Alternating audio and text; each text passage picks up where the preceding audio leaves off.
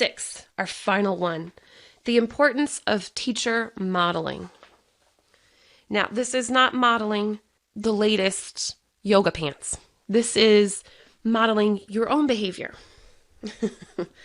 If we expect certain behaviors, then we have to model what it is that we expect.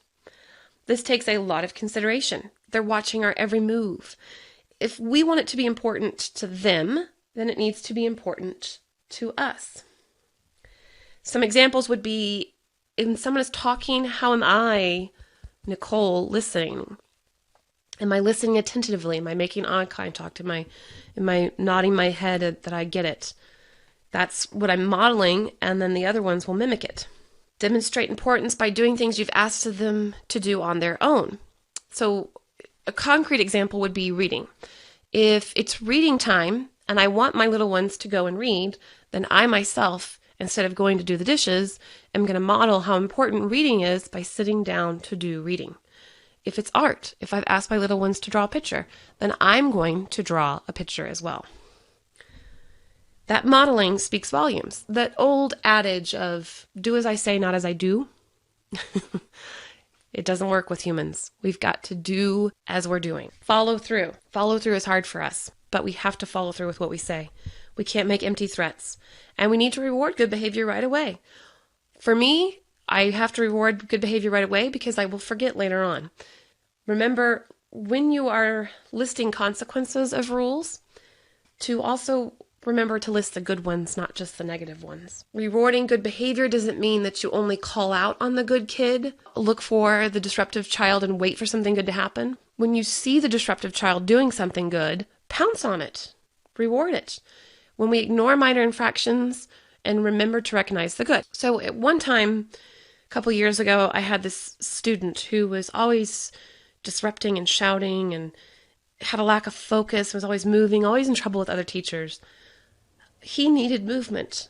He was the busybody. So we would give him extra errand tasks, like passing out papers, erasing the board, setting up anticipatory sets from us. He loved to just call out answers. So we had to set in place the procedures of raising hands. It took a lot of time, and we never really fully got it resolved, but we got significantly better with each class. We would stop him when he was talking, we would move closer to him, and then we would say, no, hold on, someone else has raised their hand. This child seemed to lack focus, and our brain activity movements helped him tremendously. Whenever he did something good, we called his behavior out. Unfortunately, there were a lot of mom teachers who were constantly harping on his bad behavior. And granted, this child was very frustrating. So we chose to wait until he did something right, no matter how small it was. Whether it was in my classroom or outside the classroom, in another mom teacher's classroom, we would call it out with a small praise, and we would smile. And he caught on that that's what we needed. And it's making me a little tearful thinking about it because this kid had a tremendous changeover. He went from being ostracized to winning competitions. Kids liked him. They started to want to be around him. That positive attention is what he craved, and that's what we gave him. And his negative attention was what he was trying to get because that's the only attention he knew. So we would not give him that. We withdrew it. We brokered deals with this kid. We made a deal with the student and ourselves, the mom teachers, that if he would not interrupt class, that we would make time before and after class to listen to talk about whatever he wanted to talk about. Remember, everyone wants to be heard. That is a strong desire of our heart. Sometimes your most difficult students, your most difficult kids are desperately wanting to be heard. So look at your child.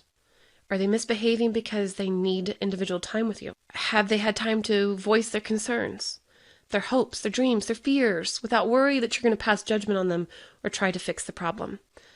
Think about it. It might be a way that you can avoid this big problem. Never be too busy to listen. When you need to develop a rapport with your students, they want to please you. If they don't like you, they won't want to behave for you. Now, I'm not saying to get them to like you because it's a popularity contest. What we're saying is to be a good listener, to smile often, and to take time to genuinely care about their day, be approachable and firm when necessary.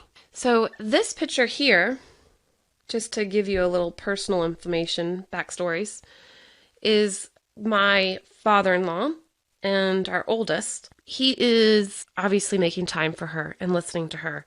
So we thought that was a really kind of fun, silly, he's definitely modeling how to be silly here. As well as this picture here, this is our youngest, Austin, with my parents, who definitely have taught him how to be having a light sense of humor. And this picture here is when Nathan and I went to Kenya. They're modeling for me how to drum because apparently I'm a terrible drummer.